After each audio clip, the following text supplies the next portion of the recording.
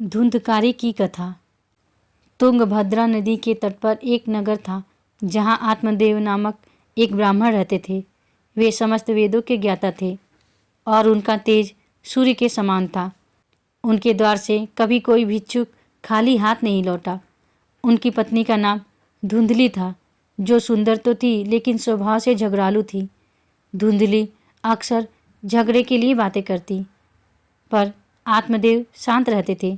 जब भी आत्मदेव घर लौटते, घर में केवल कलह और अशांति होती, जिससे उन्हें घर एक बड़े नरक जैसा लगने लगा। समय के साथ आत्मदेव वृद्ध हो गए, लेकिन उन्हें कोई संतान नहीं हुई। उन्होंने बड़े बड़े पुण्य कर्म किए और खूब दान पुण्य किया, फिर भी उन्हें संतान सुख नहीं मिला। आत्मदेव इस चिंता में डूब गए कि अगर उनकी संतान नहीं हुई तो उनका पिंडदान कौन करेगा। उन्होंने हर संभव प्रयास कर लिया, लेकिन सब व्यर्थ रहा।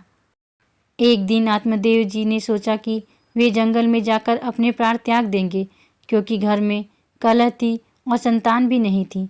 उन्हें जीवन व्यर्थ लगने लगा और वे जंगल की ओर चल पड़े। उसी समय एक महान संत प्यास बुझाने के लिए एक सरोवर की ओर जा रहे थे। आत्मदेव जी संत के पास पहुँचे, उन्हें साष्टांग प्रणाम किया और हाथ जोड़कर खड़े हो गए। संत ने पूछा, तुम्हारी चिंता क्या है? तुम ब्राह्मण लगते हो, क्योंकि तुम्हारे चेहरे पर तेज है, लेकिन तुम बहुत दुखी दिखाई देते हो। आत्मदेव जी ने उत्तर दिया, महाराज, मैं अपने जीवन से निराश हो चुका हूँ। मेरे पास संतान नहीं है। अब मेरे पितरों का पिंडदान कौन करेगा? यहाँ तक कि मेरी गाय भी बछड़ा नहीं देती। अब मैं अपने प्राण त्यागने के लिए जंगल आया हूँ। यह सुनकर संत ने अपने दिव्य दृष्टि से आत्मदेव जी का भाग्य देखा और बोले, आत्मदेव, पुत्र का मोह छोड़ दो। मैं देख रहा हूँ कि तुम्हारे भाग्य में एक नहीं 7 जन्मों तक संतान का योग नहीं है। भजन करो और संतान की इच्छा त्याग दो। आत्मदेव जी ने कहा, मुझे उपदेश मत दीजिए, मुझे केवल पुत्र चाहिए। अगर मुझे पुत्र नहीं मिला तो मैं आपके सामने ही अपने प्राण त्याग दूंगा। आत्मदेव जी का आग्रह देखकर संत ने कहा, विधाता के लेख को कोई मिटा नहीं सकता, लेकिन तुम्हारी प्रार्थना को देखकर मैं कुछ कर सकता हूँ। संत ने योग बल से एक फल प्रकट किया और कहा, यह फल अपनी पत्नी को खिला देना, इससे एक ज्ञानी पुत्र का जन्म होगा। यह सुनकर आत्मदेव जी अत्यंत प्रसन्न हुए और उन्होंने वह फल अपनी पत्नी धुंधली को दिया। धुंधली ने कहा, फल तुरंत थोड़ी खाया जाता है, नहा धोकर खाया जाता है। यह फल मुझे दे दो और आप निश्चिंत हो जाओ। धुंधली का स्वभाव क्रूर और कुटिल था। उसने अपनी बहन को बुलाया और रोते हुए कहने लगी, बहन, मुझे बड़ी चिंता हो रही है। आत्मदेव जी यह फल लाए हैं, जिससे गर्भ ठहरेगा। सुना है गर्भधारण और बच्चे के जन्म के समय बहुत कष्ट होता है। यह सब मैं सहन नहीं कर पाऊंगी। उसकी बहन ने कहा, मैं भी गर्भवती हूँ। तुम ऐसा करो, मेरे पति को धन दे दो और गर्भवती होने का नाटक करो। जब मेरा बच्चा होगा तो मैं उसे तुम्हारे घर पहुंचा दूंगी। फिर मैं कह दूंगी कि मेरा बच्चा मर गया। धुंधली उसके लिए सहमत हो गई। उसकी बहन ने यह भी कहा, जो फल लाए हो उसे पहले गाय को खिला दो, ताकि उसकी परीक्षा हो सके। जैसा कि उसकी बहन ने कहा, धुंधली ने ठीक वैसा ही किया। उसने वह फल गाय को खिला दिया और गर्भवती होने का नाटक शुरू कर दिया। जैसे ही उसकी बहन के यहाँ बच्चा हुआ, धुंधली ने घोषणा कर दी कि उसे पुत्र की प्राप्ति हुई है। आत्मदेव जी अत्यंत प्रसन्न हो गए। उन्हें इस बात का अंदाजा नहीं था कि घर में क्या षड्यंत्र रचा जा रहा है। वे तो बस यह मानकर सुखी थे कि संत द्वारा दिए गए फल से उनका पुत्र जन्मा है। 3 महीने बीत गए और इस बीच गाय ने भी एक संतान को जन्म दिया। वह संतान मनुष्य के शरीर के आकार की थी, लेकिन उसके कान गाय जैसे थे। वह सुंदर, दिव्य और स्वर्ण जैसी कांति से दमकता हुआ था, जो योग बल का परिणाम था। आत्मदेव जी की खुशी का ठिकाना न रहा। घर में एक नहीं 2 बालकों का जन्म हुआ, एक उनका पुत्र और दूसरा गाय की संतान। चूँकि गाय की संतान के कान गाय जैसे थे, आत्मदेव जी ने उसका नाम गोकर्ण रखा। दूसरी ओर धुंधली ने अपनी क्रूर मानसिकता के अनुरूप बिना किसी शास्त्रीय विधि के अपने पुत्र का नाम धुंधकारी रखा। कुछ समय व्यतीत हुआ और गोकर्ण और धुंधकारी दोनों युवा हो गए। गोकर्ण ने वेदों का ज्ञान प्राप्त किया और धर्म के मार्ग पर चलने वाला महान ज्ञानी और महात्मा बना। इसके विपरीत धुंधकारी ने अपनी दुष्ट प्रवृत्तियों को और बढ़ावा दिया। उसके अंदर पवित्रता का कोई नामो निशान नहीं था। उसका आचरण अत्यंत बुरा था। वह पशुओं की तरह खान पान करता, क्रोध में आग बबूला हो जाता, गंदी वस्तुओं और आदतों से प्रेम करता और हिंसा में लिप्त रहता। धुंधकारी का स्वभाव बचपन से ही आक्रामक और हिंसक था।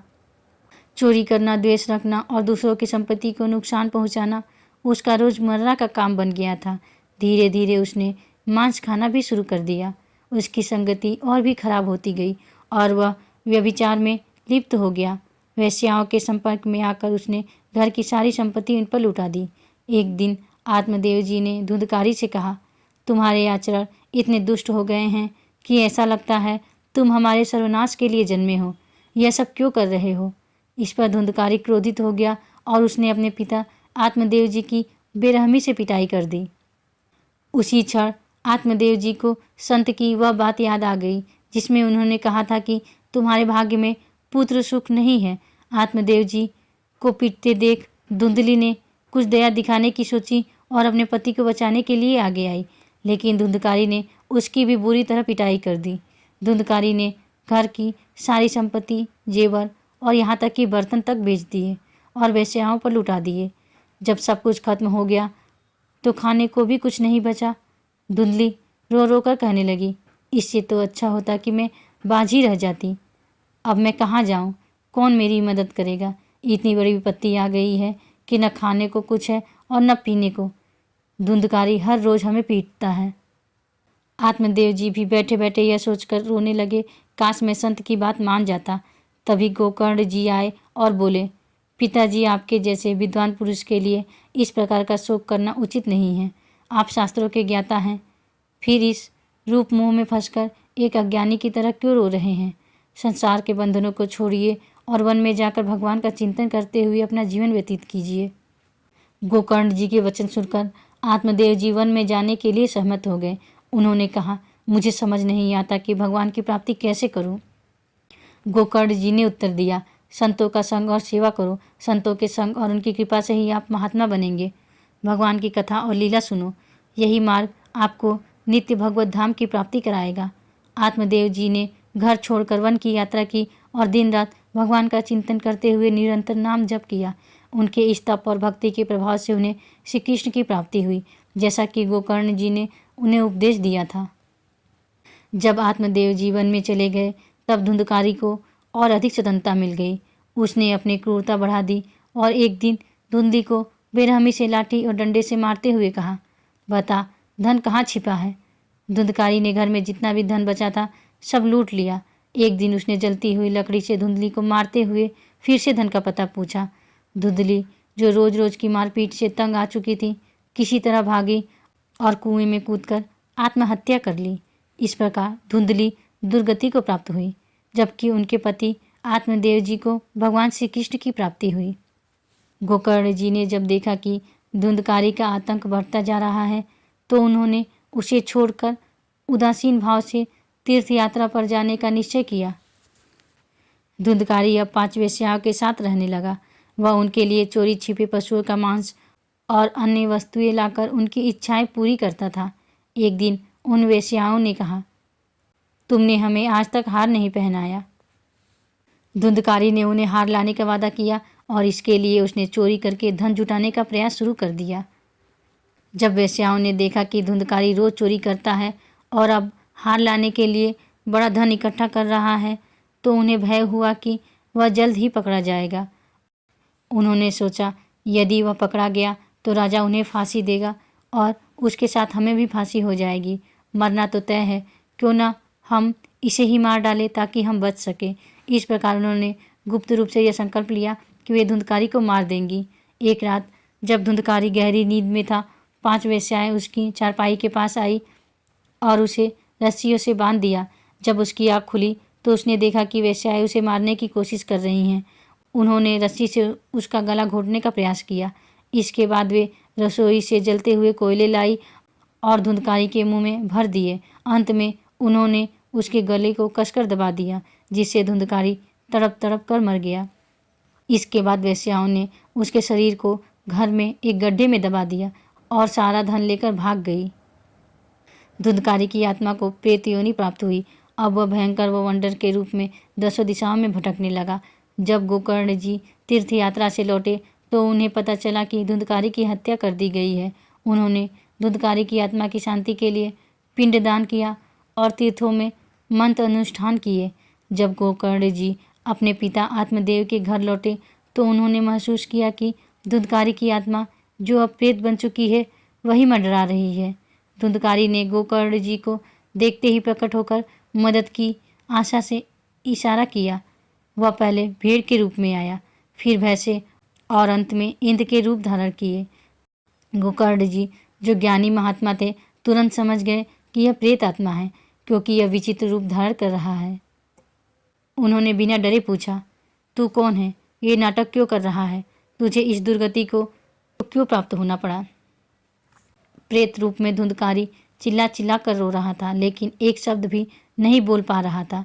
गोकर्ण जी ने समझ लिया कि भारी पापों के कारण वह बोलने में असमर्थ है। उन्होंने जल लिया और मंत्रों का जाप कर धुंधकारी के ऊपर फेंका। जैसे ही जल गिरा, धुंधकारी बोलने योग्य हो गया और उसने कहा, भैया, मैं आपका भाई धुंधकारी हूँ। मेरी बहुत दुर्गति हो गई है, मुझे भारी कष्ट हो रहा है।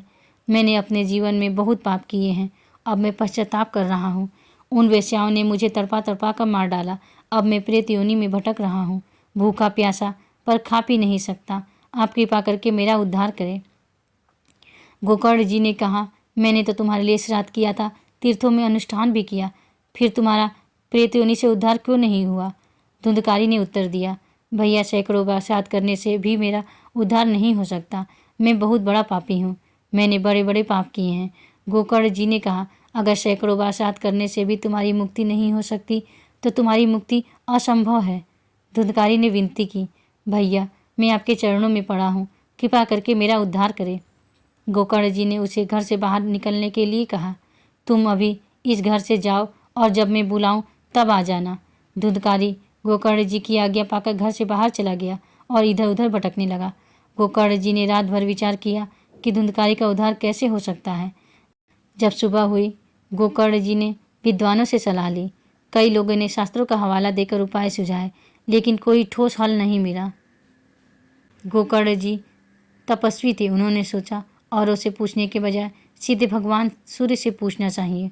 उन्होंने भक्ति और श्रद्धा के साथ उन्होंने मंत्रों का उच्चारण करते हुए सूर्य की गति को रोक दिया और उनसे पूछा, धुंधकारी का उद्धार कैसे हो सकता है? सूर्यदेव ने गोकर्ण जी की प्रार्थना सुनी और कहा, श्रीमद् भागवत का नियम पूर्वक 1 सप्ताह का पाठ कराओ, 7 दिन में उसकी मुक्ति हो जाएगी। सूर्य भगवान की आज्ञा मानते हुए गोकर्ण जी ने निर्णय लिया कि वे स्वयं भागवत कथा सुनाएंगे और धुंधकारी का उद्धार करेंगे। कथा का समय तय किया गया और जब लोगों ने सुना कि भगवान की कथा से सभी पापों का नाश हो जाता है तो पापी और पुण्यात्मा सभी कथा सुनने के लिए आए। गोकर्ण जी ने धुंधकारी को भी बुलाया और कहा, तू इस 7 गांठ वाले बांस पर बैठ जा और कथा सुन। धुंधकारी वायु रूप धारण कर बांस के छिद्र में जाकर बैठ गया। गोकर्ण जी ने एक वैष्णव को मुख्य श्रोता बनाकर स्पष्ट स्वर में भागवत कथा सुनानी प्रारंभ की। प्रतिदिन शाम को कथा का विश्राम किया जाता था और पहले दिन के अंत में बांस की एक गांठ टूट गई। इसी प्रकार हर दिन एक गांठ टूटती गई। 7वें दिन जब 7वीं गांठ भी फट गई तब धुंधकारी दिव्य स्वरूप में प्रकट हुआ। उसका श्याम वर्ण था, उसने पीताम्बर धारण किया था, तुलसी की माला पहनी थी और उसके सिर पर मनोहर मुकुट और कानों में कुंडल थे। वह गोकर्ण जी के सामने आया और प्रणाम करते हुए बोला, भैया, अब मैं प्रेत योनि से मुक्त होकर भागवत पार्षद बन गया हूँ। सभी ने यह दृश्य देखा और जय घोष किया। तभी एक दिव्य विमान आया और भगवान श्री कृष्ण के पार्षद ने कहा, धुंधकारी आओ। धुंधकारी दिव्य विमान पर बैठ गया। जब वह विमान पर बैठकर जाने लगा तो गोकर्ण जी ने उसे रोकते हुए कहा, रुको, यह क्या? कथा तो हजारों लोगों ने सुनी है, तो 1000 विमान आने चाहिए और सबको ले जाना चाहिए, क्योंकि मैंने सभी के लिए समान रूप से कथा सुनाई थी और सबने ध्यान से सुनी थी। भगवत पार्षदों ने उत्तर दिया, गोकर्ण जी, आपके सुनाने में कोई भेद नहीं था, परंतु सुनने में भेद हो गया। धुंधकारी ने उपवास करते हुए बिना खाए पिए कथा का श्रवण और मनन किया। उसने रात दिन कथा का चिंतन किया। इसलिए वह परम पद का अधिकारी बना। बाकी लोग केवल कथा सुनकर चले गए, उन्होंने मनन नहीं किया, इसलिए उनका उद्धार नहीं हो सका। यह कहकर विमान चला गया, लेकिन गोकर्ण जी ने सभी श्रोताओं से कहा, जब तक मैं सबको विमान में बैठाकर परम धाम नहीं भेज दूंगा, मुझे चैन नहीं मिलेगा। सावन के महीने में हम फिर से अनुष्ठान करेंगे। सब लोग आओ, कथा सुनो और नियमों का पालन करते हुए मनन करो। गोकर्ण जी की इस बात पर सबने सहमति दी और सावन के महीने में पुनः श्रीमद् भागवत कथा का आयोजन किया गया। सभी श्रोताओं ने उपवास रखकर अल्पाहार करके कथा को नियम पूर्वक सुना। जब 7 दिनों में कथा समाप्त हुई, तब भगवान के अनेक पार्षद विमान लेकर आए और जितने भी कथा सुनने वाले थे सभी को परम धाम ले गए। भगवान श्री कृष्ण ने गोकर्ण जी को स्वयं अपने हृदय से लगाया। जैसे ही गोकर्ण जी को भगवान ने हृदय से लगाया, वे भी भगवत स्वरूप हो गए। उनका रूप श्याम वर्ण में बदल गया। उन्होंने पीताम्बर धारण किया और कानों में मनोहर कुंडल झलकने लगे। यहाँ तक कहा जाता है कि गोकर्ण जी की अपार कृपा से जो भी जीव जंतु उस कथा में उपस्थित थे, उनका भी उद्धार हुआ। वे सभी विमान में बैठकर भगवत धाम को चले गए। जहाँ बड़े बड़े सिद्धों को भगवान की प्राप्ति नहीं होती, वहीं श्री कर्ण जी के प्रभाव से भागवत कथा सुनने मात्र से धुंधकारी सहित सभी श्रोता भगवत धाम को प्राप्त हो गए। राधे राधे।